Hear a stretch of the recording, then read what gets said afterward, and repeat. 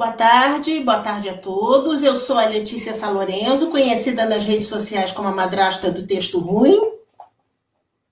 Eu sou a Suiane Correia Mendes, companheira aqui da Rede Liberdade. E nós hoje estamos com mais uma live da Rede Liberdade, mais uma conversa. Como vocês sabem, a Rede Liberdade é um espaço virtual suprapartidário de encontros e debates de militantes e ativistas no campo da esquerda. É uma rede construída por várias mãos, várias cabeças. Nós já entrevistamos o Nassif, Luiz Nassif, já entrevistamos o Juca de Oliveira, o companheiro Zé Dirceu. Ai, não lembro mais. É muita gente que a gente já entrevistou. Então, a gente aproveita para pedir para você que está chegando agora, que está assistindo essa live, para clicar no curtir a página, para clicar em seguir a gente. Nós estamos aqui no Facebook, nós estamos no Instagram também. Em breve, nós estaremos no Twitter e no Facebook. Né? Agora, deixa eu abrir aqui a minha cola. Pronto, está aqui, já abri. A nossa convidada de hoje é a Teresa Briggs. É a ativista cultural, ela é formada em artes cênicas pela Unirio. Ela é atriz, diretora e autora teatral. Ela trabalha com as técnicas do teatro do oprimido, na Calda Theatre Bookshop, e ela vive entre Londres e o Rio de Janeiro. Boa tarde, Teresa Briggs. Calma que ela vai entrar, gente. Pronto, entrou. Boa tarde, muito obrigada pelo convite. Adorei estar aqui com vocês na Rede Liberdade. Enfim, vamos lá, vamos conversar, vamos bater um papo. Legal. Para quem não sabe, a Teresa, ela trabalha com o teatro do oprimido, né? Que é um teatro que foi desenvolvido a partir de estudos do Boal.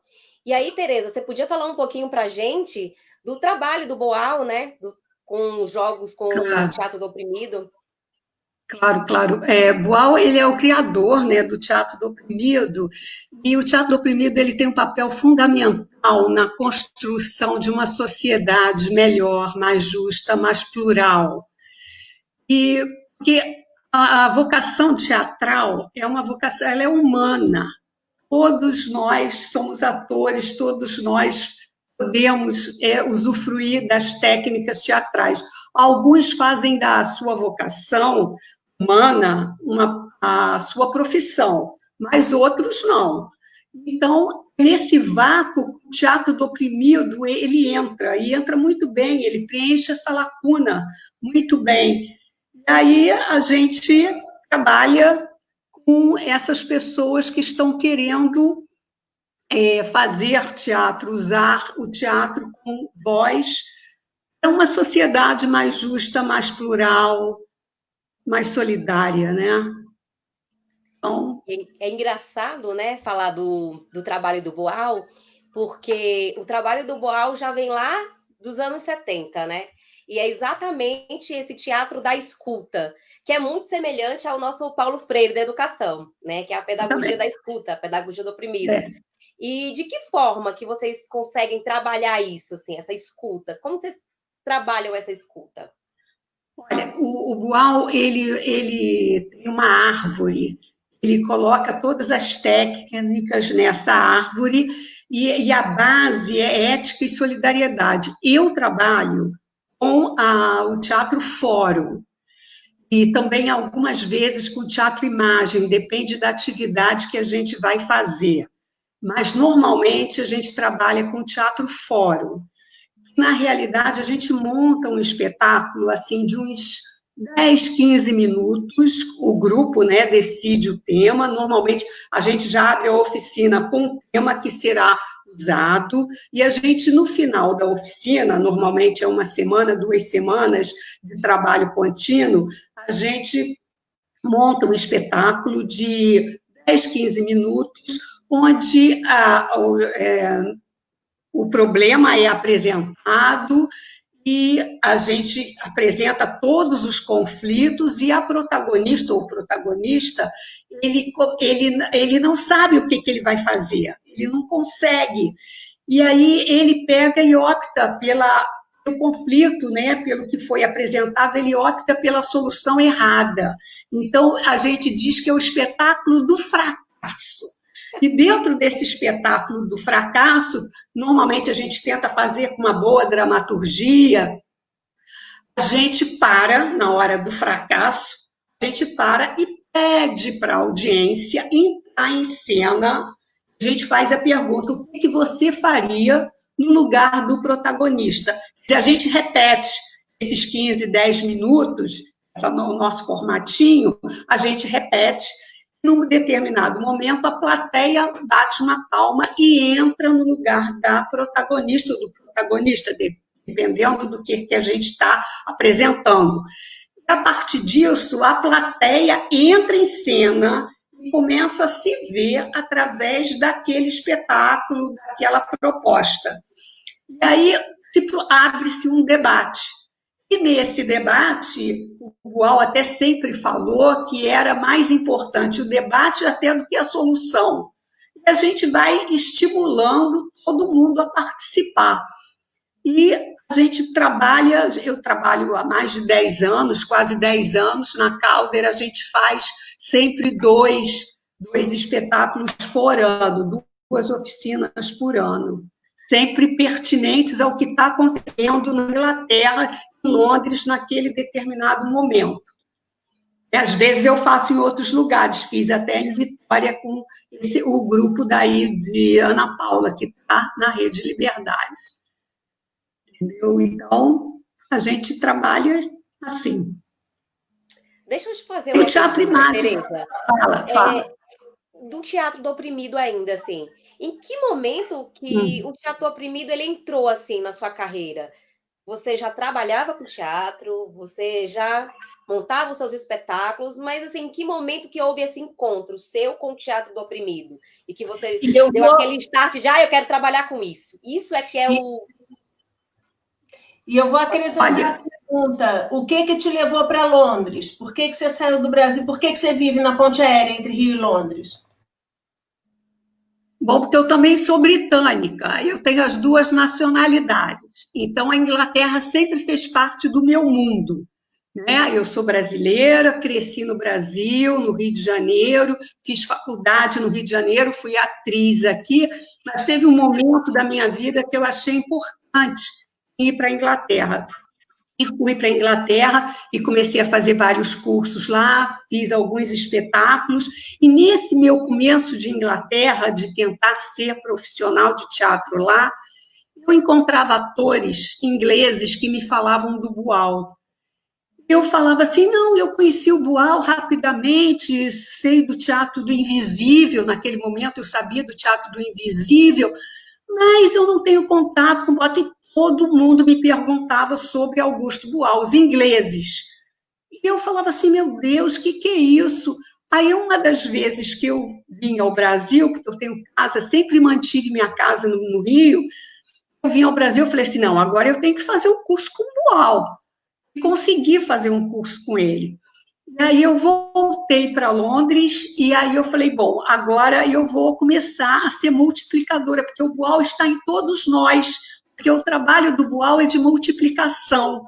E aí eu comecei a fazer, quer dizer, na realidade eu encontrei o Boal na Inglaterra, e voltei para o Brasil, e contei com o Boal, fiz uma oficina dele linda, isso já no final do século passado, comecinho desse novo milênio, nessa nova década, foi 2000, aí eu volto para a Inglaterra e comecei a dar muito assim, timidamente no começo, até que em 2010 eu encontrei a Calder e comecei a trabalhar na Calder, e aí foi muito legal, a gente tem trabalhado coisas muito pertinentes, muito, muito interessantes.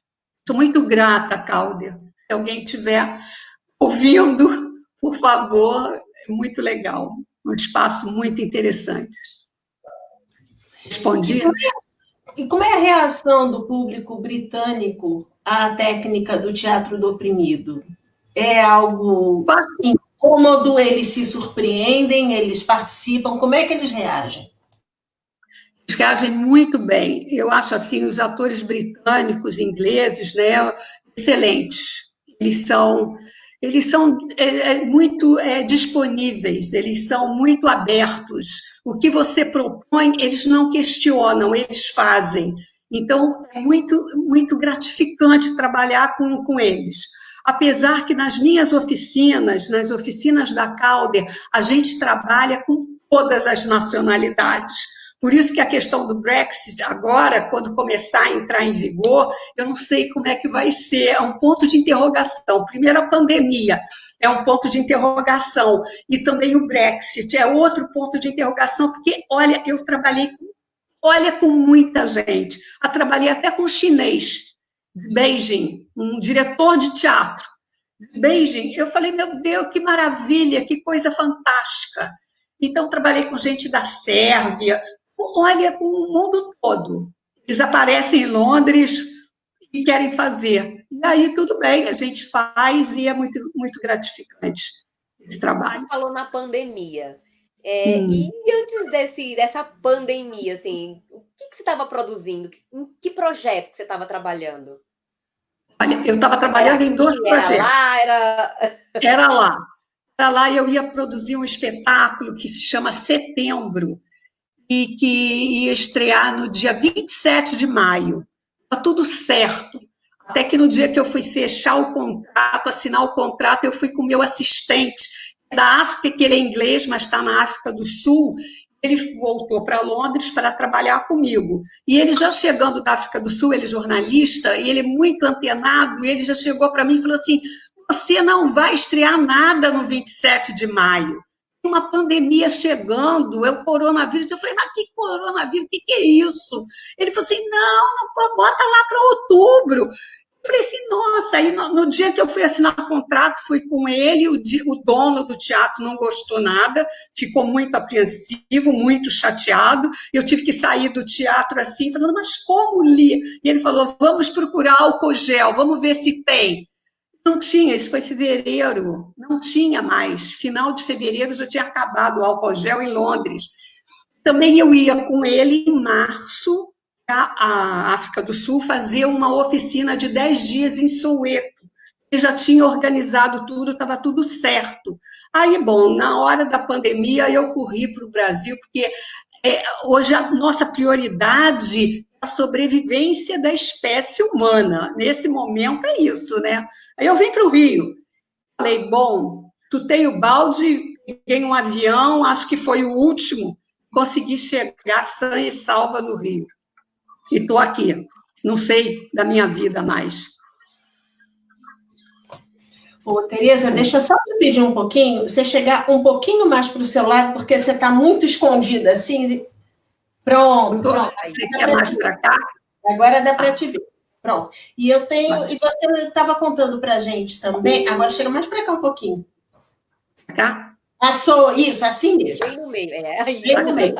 Porque quando a tela divide em 3, a gente fica. O espaço que a câmera pega é o menor, né? Então, mas você estava contando para a gente também que você está fazendo uma tradução, né, de uma peça do Dario Fo. Pois é. Eu tinha esse texto que nós montamos na Calder, um texto do Dario Fo e da Franca Ham, sobre a guerra do Iraque, sobre a Cindy Sheehan, uma ativista, e eles escreveram esse texto para discutir a questão. Ela perde um filho, é verdade, o filho morre na guerra do Iraque, e ela vai para a porta do George Bush, quando ele era presidente, ele estava de férias no verão, ele estava no rancho dele no Texas. Ela vai para a porta da casa dele e começa a fazer um protesto. Dura 4 meses, aí ela vira uma pessoa assim, bem conhecida das redes sociais naquele momento. Bom, eu peguei esse texto agora na pandemia, estou trancada em casa, estou há 4 meses sem sair, eu falei assim, bom, vou trabalhar com teatro, com a coisa que eu amo, vou escrever. Então, eu vou ver o que eu tenho no meu computador. Aí achei esse texto, falei assim, que interessante, só que não tem nada a ver esse texto hoje, com a Guerra do Iraque. Então, eu vou transformar isso dentro da estrutura dramática do Dario Fo, vou fazer para a Covid-19 no Rio de Janeiro, Bolsonaro. O que a tragédia nossa do Bolsonaro, o que ele está fazendo? Então, vai se chamar, a princípio, Capitão Cloroquina. Eu estou escrevendo isso quase como um diário, mantendo toda a estrutura.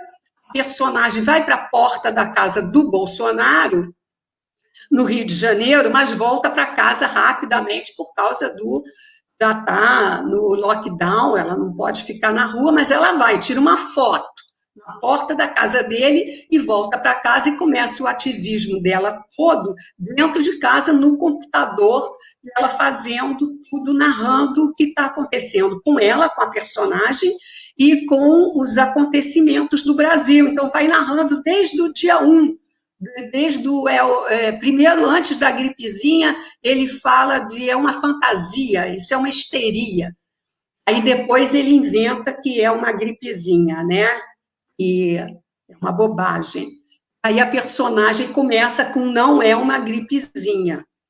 Aí vem até hoje, eu estou escrevendo até hoje, vamos ver o que vai, como é que eu vou terminar isso. Mas já está, eu estou acompanhando o Dario Fo. Eu estou acompanhando o que ele escreveu. Né? Então, vamos ver. Eu tenho um grupo aqui no Brasil, Militantes em Cena, que eu vou dar para eles, para ver se eles fazem. Então, vai Mas ser... você está falando que vai adaptar essa obra para esse... Né, Adaptei, já estou adaptando. Deixa eu aproveitar e fazer uma pergunta. Né, nesse contexto que a gente vive.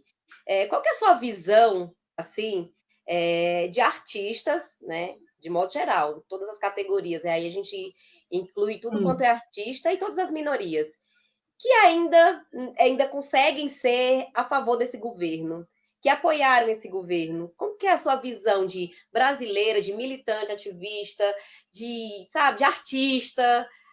Como que você consegue visualizar isso? Eu não consigo visualizar isso. Eu não consigo. Como é que uma pessoa, um ser humano, que pensa, que é artista, que sente, né, que usa a sua emoção, apoiar esse monstro? Porque isso não é gente, isso é um monstro. Isso não, eu não consigo ver essa pessoa não é humanizada. Entendeu? Então, a gente até pede o Nuremberg nele e nesses apoiadores dele, porque isso não é gente. Então, eu não consigo admitir artista, pessoa que trabalha com arte, com sensibilidade, com emoção,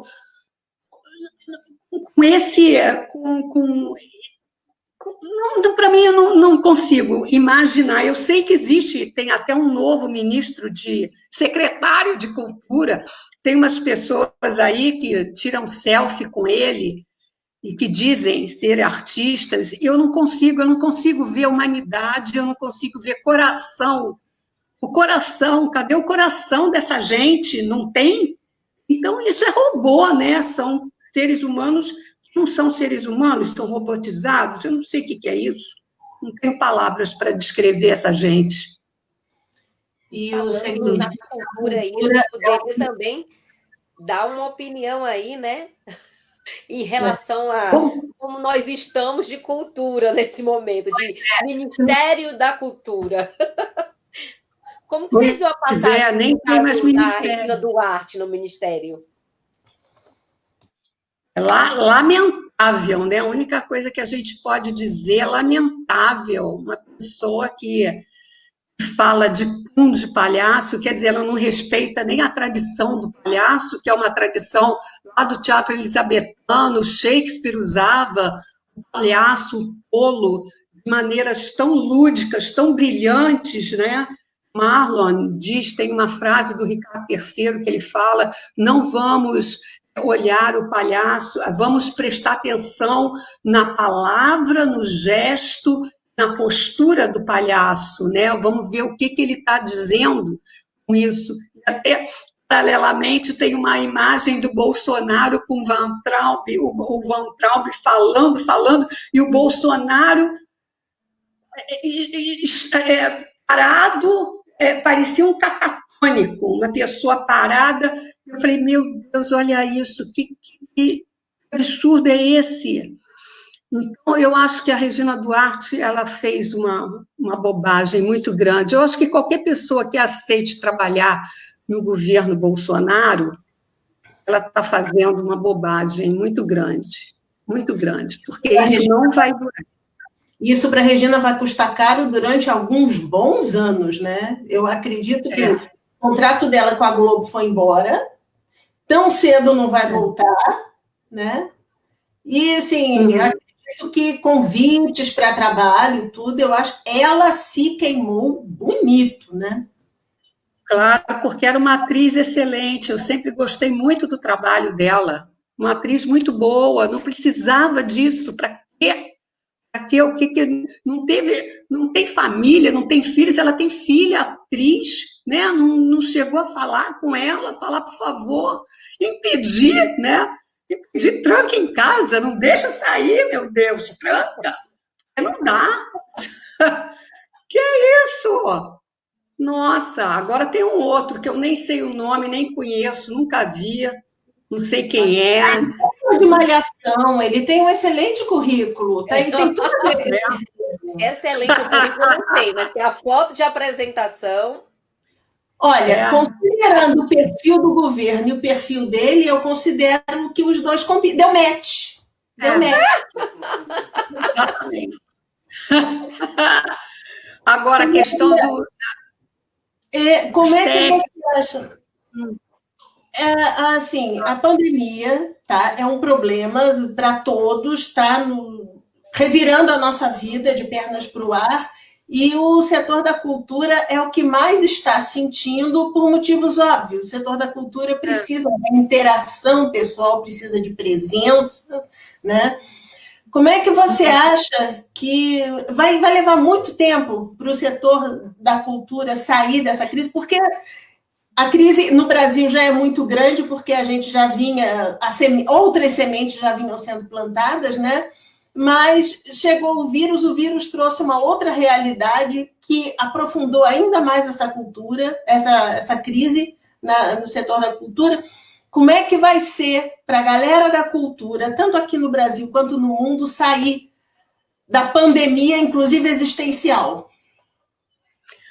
Pois é um ponto de interrogação, né? A gente não sabe, mas a gente sempre tem esperança que o pessoal da cultura, olha, são lutadores, nós somos lutadores, é uma gente de garra, de luta, de vontade, de perseverança, então a gente vai sair dessa, com certeza. Agora, nesse momento, estão se fazendo assim, muito, agora teve a Lei Aldir Blanc, que foi sancionada, o presidente Bolsonaro, enfim, assinou, bom, tem que, agora as pessoas da cultura têm que se inscrever, agora tem aquela burocracia toda, se inscrever para o auxílio emergencial.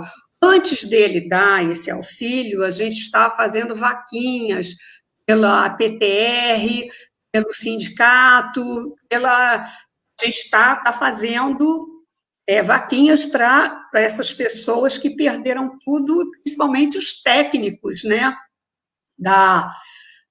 do teatro, né, a minha área é mais teatro, apesar que o cinema também está tudo. E não tem, todo mundo é freelancer, então os freelancers se deram muito mal nessa, como todo mundo, né, a sociedade toda em geral. Mas o pessoal da cultura fomos os primeiros a fechar as portas e seremos os últimos a abrir. Então, é uma situação assim muito, muito difícil.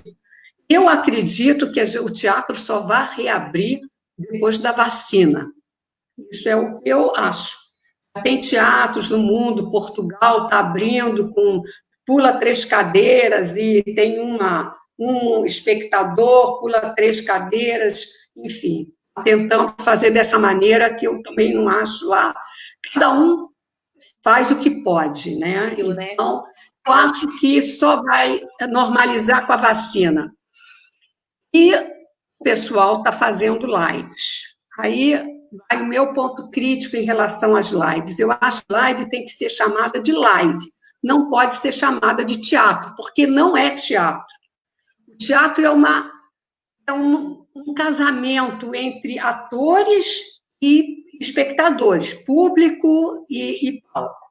Sem isso, não é teatro, não existe essa possibilidade. Então, vamos fazer lives, vamos fazer bacana, vamos se especializar, vamos ter luz, vamos ter câmera, vamos ter... E criar essa nova linguagem de lives, né? Que senão fica muito chato. Eu tento assistir, confesso que não consigo assistir. Aí a transmissão cai, e aí você tem que reconectar. Olha, fica muito confuso você ver, por exemplo, o monólogo, eles estão fazendo muito monólogo. De repente cai a tua conexão, aí você tem que pegar mais adiante, eu tenho que voltar tudo. Não, é muito complicado. Eu acho que live é live, teatro é teatro. Eu acho que o momento é de live, tem que fazer live. As pessoas também estão arranjando esse meio de sobrevivência e de continuar. Aí. Deu um tilt aí, mas voltou, né? Um tilt rápido. Um tilt rápido, mas e aí? É isso que eu acho que... Exatamente o que você estava criticando nos monólogos, né? Deu uma quedinha breve, e até a gente retomar o que você estava falando, né? Pois é, mas porque a gente está fazendo uma live. A pessoa pode pegar de trás, de frente, pode ir intercalando. Agora, um monólogo não dá. Fica muito difícil. É muito complicado você, a transmissão cair e você pegar adiante. Não dá, tem que voltar. Aí só que você já viu, aí interrompe aquele teu processo. Não, eu acho muito complicado esse teatro em casa que está fazendo. Mas tudo bem, acho que todo mundo tem que fazer o que quer, o que pode, como pode. Tudo bem. Tereza, você tem também um outro lado, que é o lado de ativista de direitos humanos, e você está muito preocupada com o Julian Assange, né? Conta pra gente, você está acompanhando ele, conta como é que foi. Ele pediu refúgio na Embaixada do Equador, aí assumiu o presidente novo do Equador, entregou ele para... Conta pra gente essa história. Vou contar. É assim, ele, na realidade, ele está sendo... está respondendo por nada, né? Ele está preso por nada na Inglaterra nesse momento, porque ele estava em Londres e aí ele vazou, quer dizer, a história do Assange, vamos começar do começo. Ele vaza, o Chelsea Manning dá para ele, o hacker dá para ele como jornalista, expõe toda a guerra do Iraque, todas as barbáries da guerra do Iraque, ele coloca também que ele mostra que os Estados Unidos estava... ele estava espionando todas as embaixadas do mundo. No Brasil, ele estava espionando a Dilma, a presidenta Dilma, ele estava espionando a Petrobras e os Estados Unidos. E o Assange mostra tudo isso. Aí ele está em Londres, quando os Estados Unidos pedem a extradição dele. E, imediatamente, a Suécia entra de gaiata nessa história e coloca uma denúncia online. Uma pessoa online diz que trepou com Assange e aí quer, ele não treparam de camisinha, e aí ela quer que ele faça um exame de HIV, de AIDS, para ver. E aí foi online, foi pública, numa televisão, uma coisa assim pública que ela fez essa denúncia. E aí começa essa palhaçada, né, a Inglaterra resolve extraditá-lo para a Suécia, e ele sabia que se ele fosse para a Suécia ia mandar ele para os Estados Unidos. Bom, aí ele entra na embaixada, ele pede asilo, Rafael Correia, ele entra na embaixada aqui em 2012, já nem me lembro, já tem tanto tempo isso, foi em 2012, ele entra na embaixada do Equador em Londres. E, bom, daí ele fica, quando entra esse traidor desse Lenin Moreno, corta o asilo, ele já tinha nacionalidade equatoriana, o Rafael Correia já tinha dado. E aí ele perde tudo, eu nunca vi isso na minha vida acontecer, mas no caso Assange, tudo acontece. Aí tiraram a nacionalidade dele, e a Scotland Yard entrou. E não deram salvo-conduto, porque desde que ele pede o asilo, ele é um governo de direita na Inglaterra, que entrou em 2010 com Cameron. O Cameron não dava o salvo-conduto para ele sair da embaixada e pegar para onde ele quisesse. Ele pega, fica 7 anos lá, já bastante debilitado. Ele ficou 7 anos dentro do embaixada, sai preso. A Scotland Yard entra lá e já coloca ele numa prisão de segurança máxima. Ele está em Belmarsh. Ele está numa prisão que era considerado Guantánamo britânico. Todos os supostos terroristas, que eles chamavam, iam para Belmarsh. Ele está lá, ele está num estado de saúde péssimo, péssimo. Ele está com pneumonia, ele está com depressão, muita depressão, então, com suspeita até dele cometer suicídio. Ele está tendo assistência médica? O governo britânico está provendo assistência médica? Não, já pediram, inclusive, para ele sair por causa do Covid, mas não deram. E outra coisa, ele está sendo, quer dizer, a Inglaterra prende ele porque disse que ele entrou numa embaixada, que ele não respondeu à Inglaterra quando a Inglaterra queria mandar ele para a Suécia. Ele preferiu entrar na embaixada. Então, isso tem um nome que juridicamente eu não sei o nome. A Inglaterra prende ele por 50 semanas. Oi? Eu acho que isso é asilo político, é busca de asilo, né? Eu acho. Não, ele buscou asilo, mas a Inglaterra não aceitou isso. Aí coloca ele, e aí ele vai a julgamento, fica assim, o julgamento dele foram 50 semanas preso. Por isso, por ele ter pedido asilo. Isso. Aí, as 50 semanas já foram, porque isso foi em abril de 2019. Uhum. Já passaram as 50 semanas. Agora ele está sendo, o julgamento dele é um julgamento de extradição para os Estados Unidos. Ele sabe, se ele for para os Estados Unidos, ele vai morrer, entendeu? Ele vai entrar num presídio lá de segurança máxima, isolado, vão fazer com ele o que quiserem, pronto. Ele não tem nem cidadão americano, ele não é nem cidadão americano para responder por crime de espionagem. Ele não é cidadão americano, ele é australiano, ele não tem nada a ver. Entendeu? O americano é o Chelsea Manning, o hacker que passou para ele tudo. Então, será um crime contra o jornalistas. Liberdade de expressão. A Chelsea Manning, ela já foi, inclusive, perdoada, né? Eu estou falando porque ela passou por um processo de transição de gênero, né? Durante a... Era Brian, né? Acho que mudou, foi Chelsea agora, e tentaram de qualquer maneira que ela falasse, que ela incriminasse o Assange. Ela não incriminou, em nenhum momento, e ela já está fora da cadeia, não incrimina o Assange, de jeito nenhum. Mas o caso do Assange é assim, é uma tristeza, é muito triste.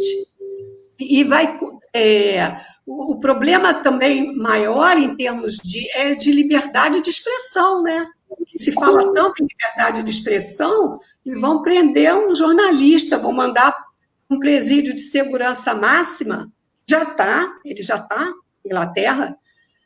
Agora, os ativistas do mundo inteiro estão fazendo coisas muito interessantes. Sempre tem, no dia 3 ele fez aniversário, e na porta de Belmarsh uma festa de aniversário para ele. No dia 25 de julho terá outra comemoração. Nós íamos fazer um teatro-imagem no British Museum, todos nós vestidos de uniforme de Guantánamo, íamos fazer uma manifestação silenciosa pelo British Museum, andando no dia 7 de setembro, o dia do julgamento dele, Mas com essa pandemia tudo parou, eu não sei nem quando eu volto para a Inglaterra, já estou me coçando, já estou querendo muito voltar, mas nem sonhar nesse momento, nem dá. Um dos advogados do... Ai, caramba! Como é que é o nome do Assange? Caramba! Olha, veja. todo assim, olha, vocês me ajudem, se me der algum branco, vocês me falam e tal, beleza, você não vai mais ter branco, o branco bateu aqui em mim, tá? Então tá tudo bem. Tá? O advogado do Assange, eu simplesmente esqueci o nome da pessoa de quem a gente estava. Jeffrey Robertson. Jeffrey Robertson, que é também um dos advogados do Lula perante a ONU, né? Que ele ia levar o caso do Lula para a ONU, né? Ele levou, é um dos advogados do Lula, nós já estivemos com ele algumas vezes em Londres, é muito ativo, é muito interessante, uma personalidade, ele é do caso Assange também. E uma das pessoas que trabalha no escritório do Jeffrey Roberts é a mulher do George Clooney. É um absurdo, né? A mulher é linda, ela é maravilhosa, inteligentíssima, brilhante, advogada de conta, mas ela é a mulher do George Clooney, a Amal. Como é que é o nome dela? Amal. É a Amal. É a Amal Clooney agora, não tem jeito. É um absurdo que a gente faz de anulação. A imagem dele é tão forte que a gente fica com a imagem, com o nome dele, entendeu? E esquece ela, Isso, Amal Alamuddin. Amal Alamuddin é uma das mulheres mais brilhantes, uma das advogadas de direitos humanos mais brilhantes do mundo. Ela está no escritório que acompanha o Julian Assange, né? E mesmo assim, não tem jeito, o cara segue preso.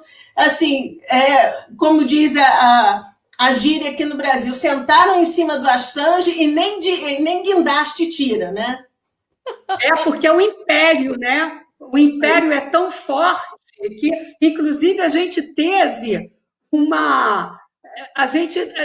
assim um ensaiozinho que nós marcamos a maior bobeira, né? Porque ele avisou, ele falou que a Dilma estava sendo vigiada, entendeu? A Dilma estava sendo, a Petrobras estava sendo, inclusive no filme do Oliver Stone, ele no Snowden, ele coloca isso. Ele coloca a parte da Dilma e da Petrobras, quer dizer, essa história já é muito antiga.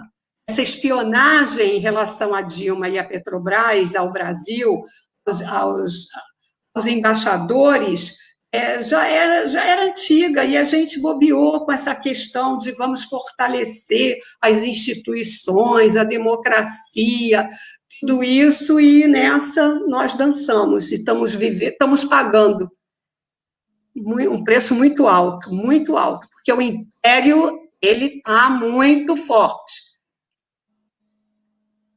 Bom, o que me dá medo nisso tudo, Tereza, é que pelo que você está falando, eu tenho até medo de verbalizar isso, mas se essa história toda vai ter um desfecho, vai ter uma conclusão, esse desfecho, essa conclusão será trágico, né?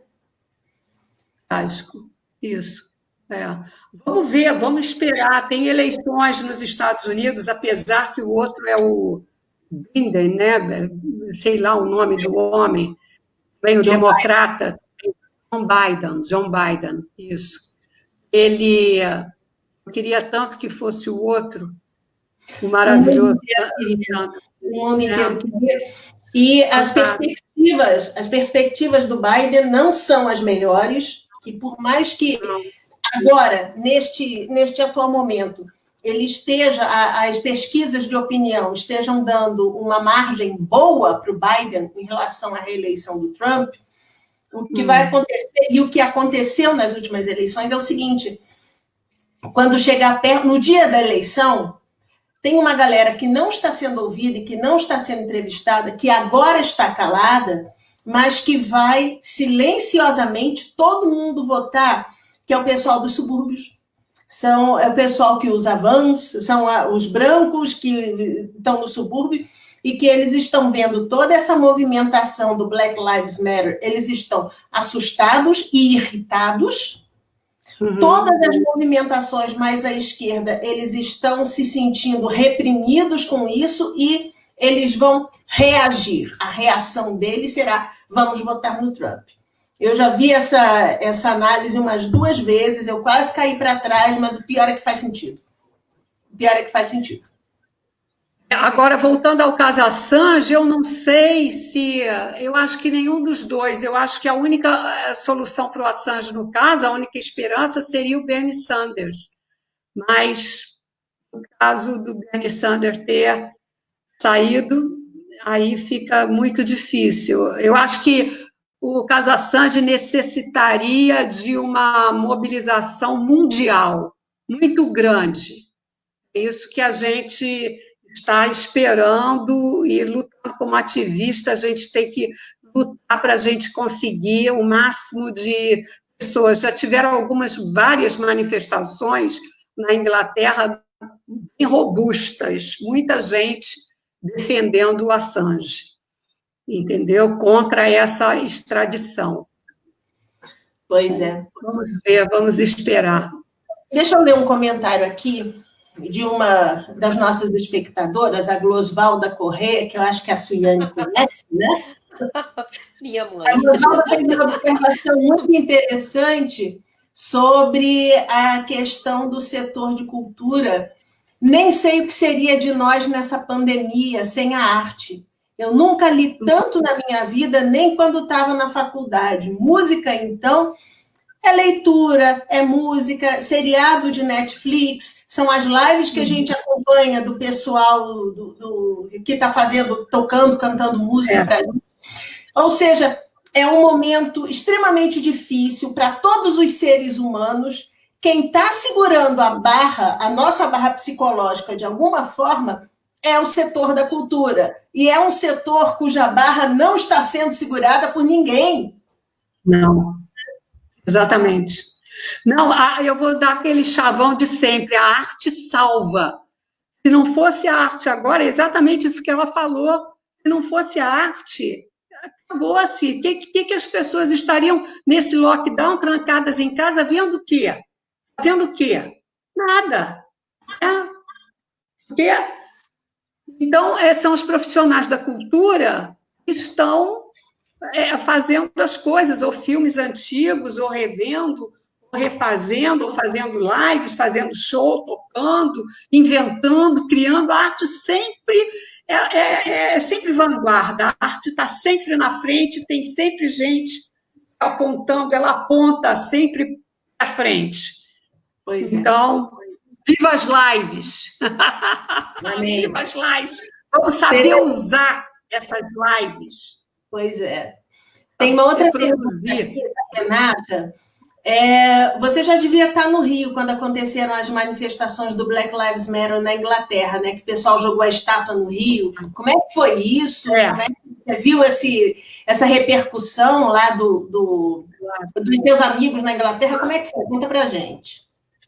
Foi em Bristol. Eles pegaram o traficante de escravos. Inclusive tem colégio, tem várias coisas, rua, tudo com o nome dele em Bristol, desse homem.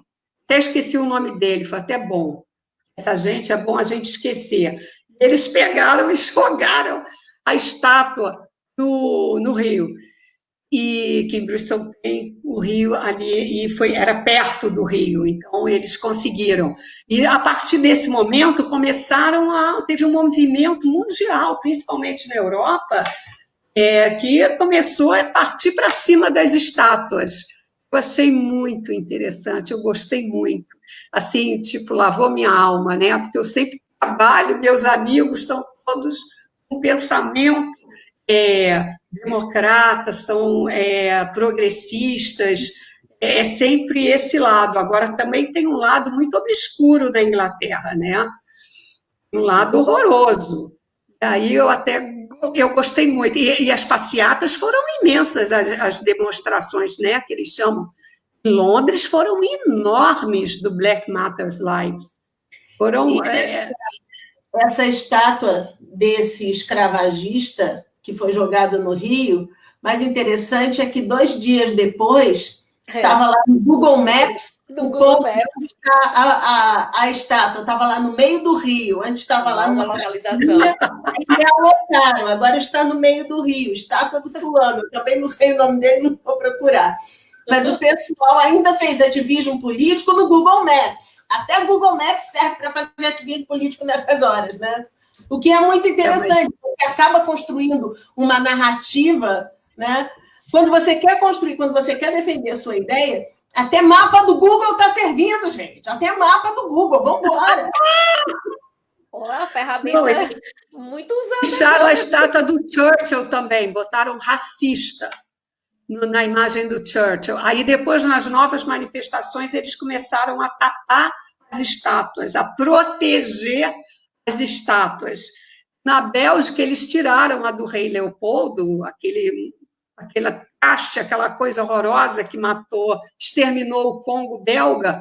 Eles tiraram a estátua da praça, levaram para dentro de um museu. Olha que absurdo. Mas botaram dentro de um museu. Mas o movimento está forte, bem forte. Isso porque a Inglaterra é um país tradicionalmente racista, né? Existe um racismo latente na Inglaterra, na Europa Ocidental, né? De alguma forma. Existe agora na Inglaterra. É assim, é bem interessante, porque eu, pelo menos, nunca ouvi nenhum ataque racista assim. Eles não falam, eles podem até ser, mas eles não falam. É uma coisa assim deles, você não vai ouvir. Eu nunca ouvi, nunca presenciei nada. Pode ser até que eu esteja errada, mas eu acredito que na Inglaterra você não vai ouvir uma barbaridade como você ouve aqui no Brasil. Aquele casal aqui no Rio de Janeiro batendo boca com o fiscal da prefeitura, que estava justamente protegendo a população, né? E eles batem boca, dizem quem você não é nada. Esse tipo de coisa na Inglaterra isso não existe.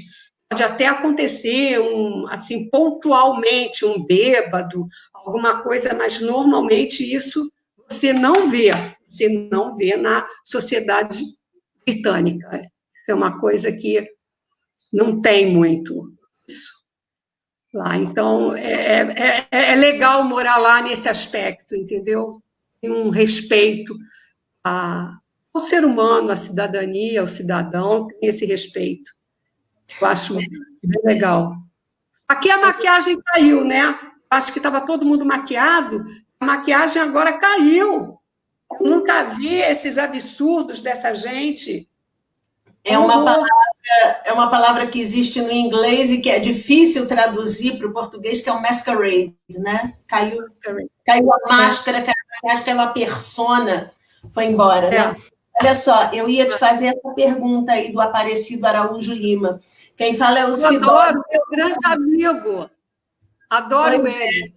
Nesse momento, nós temos a esperança que a Lei Aldir Blanc salve nossa cultura, atores, técnicos, iluminadores. Você tem mais detalhes dessa lei para falar para a gente, Tereza?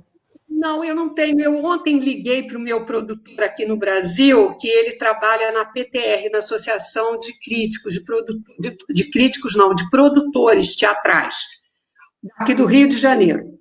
Eu falei com ele, ele estava no meio de uma reunião, e eu perguntei para ele como que as pessoas vão se inscrever para pegarem esse dinheiro, né? E ele me disse que tinha que se inscrever no site da prefeitura do Rio de Janeiro. Aí cada estado, cada prefeitura tem que se inscrever, preencher lá o formulário, e esse dinheiro deve estar caindo nas contas em 2 semanas no máximo. Esse dinheiro tem que ser usado até o final do ano.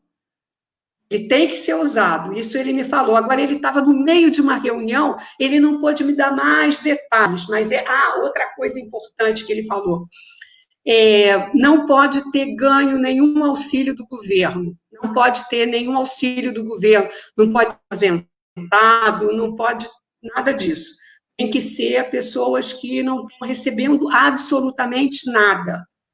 Aí vão ganhar R$600, eu acho que em 3 meses.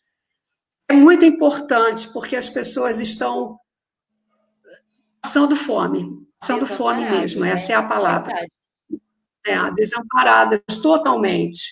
E a gente está fazendo vaquinha desde que eu cheguei. Quando eu vi a situação, eu comecei a me preocupar e comecei a entrar em contato com as pessoas, com os meus amigos. A gente começou a se mobilizar, começamos a botar em contas, e aí foi indo.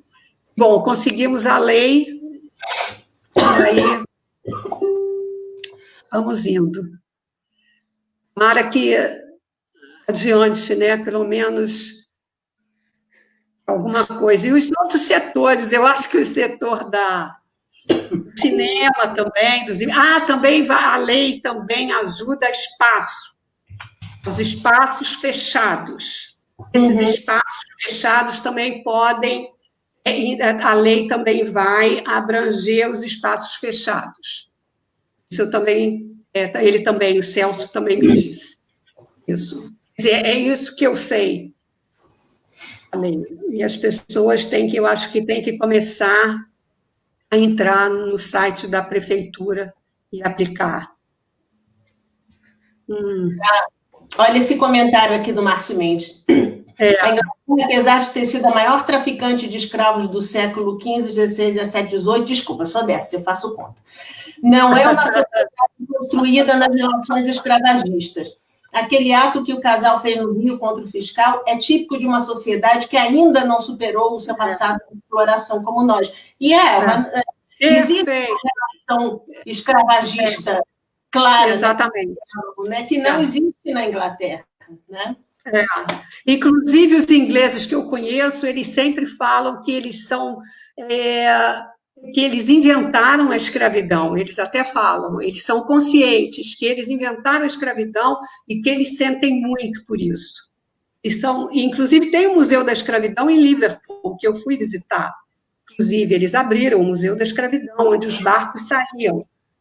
E eles são muito, assim, ficam muito tristes de falar da escravidão, mas, ao mesmo tempo, eles são muito coerentes, eles sabem o papel... Eles inventaram a lógica da escravidão, mas eles não vivenciaram essa realidade. Exatamente. Né? Eles botaram as Américas, do lado de cá. Pois Conrado, eu acredito que a Teresa já tenha falado bastante sobre o Free Julian Assange, ou não? Julian Assange. Olha aqui, Conrado, né? Eu estou lendo também, é o seguinte, a Sara Vivaco, ela vai fazer uma entrevista com as meninas, com as duas mocinhas aí, ela vai fazer no final de agosto, porque o julgamento dele está marcado para o dia 7 de setembro, se não for adiado, a questão da Covid, não sabemos. A princípio está marcado para o 7 de setembro, a Rede Liberdade vai fazer uma entrevista com a Sara. A Sara, ela é uma advogada que mora em Londres, ela acompanha o caso Assange. Agora, o Gitma está, meu querido amigo Gitma Vibranov. Ele quer a sua tradução aí. Trabalhamos juntos muito tempo. E durante o golpe da presidenta Dilma, eu reencontrei Gitma. E eu falei para ele, Gitma, tem um texto para você. Fizemos na Calder, Marx em Sorro, e do Howard Zinn. E o Gitma falou, eu quero. Aí eu passei para ele e ele fez lindamente. Ficou muito tempo fazendo, é um monólogo lindo. O Marx que resolve, por causa da crise de 2008, ele resolve baixar de novo no planeta Terra. Só que, em vez dele baixar no Sorro de Londres, ele baixa no Sorro de Nova York. Aí começa. E aí o Gitma fez Marx baixou em mim. E, a partir desse monólogo, desse texto, ele criou o grupo Militantes em Cena. Estão fazendo lives lindamente todos os domingos, para até convidar vocês, do livro do Gessé de Souza, Classe Média no Espelho. Eles fazem todos os domingos às 5 horas da tarde. É só entrar no Militantes em Cena. É lindo o trabalho, porque são cenas e muito bem adaptadas para as lives, porque são cenas curtas do livro do Gessé. Depois de uma ceninha de 10 minutos, é o Teatro do Oprimido. Dentro daquela cena de 10 minutos, ele abre para o debate e a plateia que está assistindo entra em cena e começa a debater com eles. Então, essa linguagem deles está excelente para o momento atual. Eles faziam em teatro, aí no Asa, em Botafogo, aqui no Rio.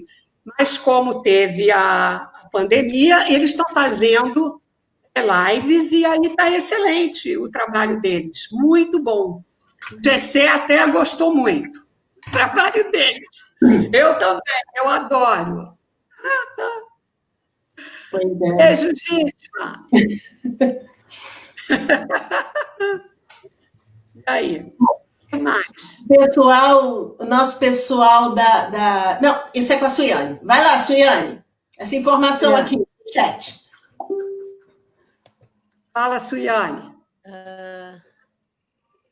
Para receber o benefício, o trabalhador da cultura precisará cumprir com os seguintes requisitos: ter atuação social ou profissional nas áreas artísticas e cultural nos últimos 2 anos, estar inscrito em pelo menos um dos cadastros de fim cultural e ter renda familiar mensal de até meio salário mínimo, que está dizendo R$ 522,50, ou renda familiar mensal total de até 3 salários mínimos, R$ 3.135, o que for maior. Isso daí é o pessoal da Rede Liberdade que está no backstage, que correu atrás e mandou para a gente. Ana Paula e Renata, parabéns! Me salvaram, me salvaram. Muito obrigada mesmo. Muito obrigada, mas também tem a questão de quem tem espaço, o pessoal que tem espaço, mesmo espaços pequenos, eles também estão na lei, eles também entraram, isso eu soube.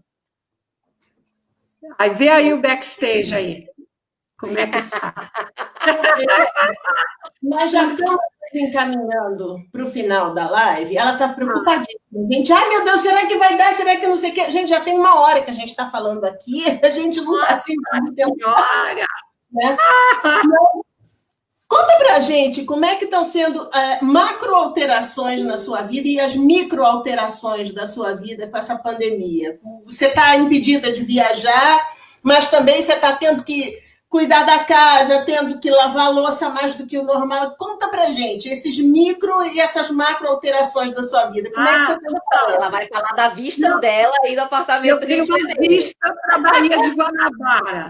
Então, quando eu estava em Londres, quando eu vi que o negócio ia fechar, eu falei assim, eu vou para o Rio de Janeiro, pelo menos eu vou ver o mar, porque a paisagem do Rio de Janeiro, para mim, é a mais bonita do mundo. Eu sou carioca, então vocês descontem aí um pouquinho. Mas eu acho o Rio lindo, o Rio é deslumbrante. Entendeu? Então, eu falei, sabe de uma coisa? Eu vou para minha casa, tem jardim aqui, eu tomo banho de sol. Eu cheguei, ainda estava o maior calor, cheguei em março, 16 de março. Eu falei, eu vou pegar sol, muita vitamina D. Aí eu faço mais aulas de balé, porque eu adoro balé, eu sou viciada. Uma das coisas, das vontades de voltar correndo para Londres era para as minhas aulas de balé lá. Mas não tem aula de balé, não tem nada lá, parou tudo. Então, eu faço minhas aulas de balé sozinha, faço meu jardim, varro casa, não engordei 1 grama, nada, mantendo o peso. Eu não acredito! Não engordei nada. Acredito! Nada, nem 1 grama, nada, me peso sempre. Só descer e subir escada, porque eu tenho muita escada aqui nessa casa, porque é no Outeiro da Glória, é muita escada. E aí eu tenho jardim, planto, varro, minhas mãos até pegaram, estão com calo, de tanto que eu varro, força na vassoura que eu falo, eu tenho cachorro, tem macacos, os macacos vêm me ver, tem passarinho. Então, e estou escrevendo esse texto que eu vou passar lá para os militantes em cena. E estou escrevendo, e aí tá, mas me dá uma vontade, às vezes, muito grande de ir para Londres, principalmente quando eu vejo as barbaridades do Bolsonaro, porque aí eu não estou muito vendo as barbaridades do Boris Johnson. Eu pego sempre algumas matérias, um dia eu pego umas news assim da BBC, rápidas, mas como eu não estou no dia a dia, então minha raiva é do Bolsonaro, eu estou com raiva do Boris Johnson nesse momento. E Então, aí dá uma vontade. fica aqui passa raiva com a gente, não tem jeito. Pois é. A raiva com a gente mesmo. Querendo matar o Bolsonaro. Ah, meu Deus. Pois é. Coitado. Meu Bom, Deus, mas aí... Então, a minha vida está sendo isso, de ficar trancada. Eu estou trancada há 4 meses. Eu não boto a cara na rua há 4 meses. Só dentro de casa. todas nós. Quem é responsável está fazendo, quem é responsável e pode fazer isso, está fazendo isso. Exatamente. Tereza, nós já chegamos a 1 hora de conversa, já passamos de 1 hora de conversa, então a gente, em nome da Rede Liberdade, a gente quer agradecer você do fundo do coração por essa conversa deliciosa, não sem antes fazer uma denúncia gravíssima. Antes da gente começar esta live, nós combinamos que nós íamos tomar cerveja. Eu tomei cerveja. Eu nem abri minha cerveja. Agora sim, eu acho que o mundo, só para terminar, o mundo precisa apertar o botão de reiniciar. É isso que a gente precisa fazer. Assim que a pandemia terminar, a gente aperta o botão e reinicia. Porque agora... eu fiz aniversário nesse meio tempo, mas eu não estou contando a minha idade. Para mim, eu não passou. Eu acho que eu vou adotar isso. Eu faço aniversário mês que vem, acho que eu vou adotar isso. Acho que eu vou não fazer aniversário mês que vem. Não, eu fiz aniversário e não fiz, porque o meu botão só vai ser reiniciado na hora, vou apertar o botão na hora que a pandemia acabar. Passar, pelo menos a vacina, vamos esperar essa vacina. Vamos ver. Olha, crianças, muito obrigada, amei vocês, amei esse backstage aí. Beijo muito grande e muito legal vocês. Vou abrir minha cerveja agora. Mas muito bem. Eu vou ter que pegar outra cerveja, que a minha já acabou, tá? Então tá. Gente, então encerramos mais uma live da Rede Liberdade. Tereza Briggs, muitíssimo obrigado por esse papo delicioso que a gente teve. Quando você tiver novidades de Assange, quando você tiver novidades dessa peça que você está traduzindo, entre em contato com a gente chama de volta, tá? Muito obrigado. E é isso, Obrigada, gente. Até semana que vem. Beijo. Beijo. Tchau, tchau.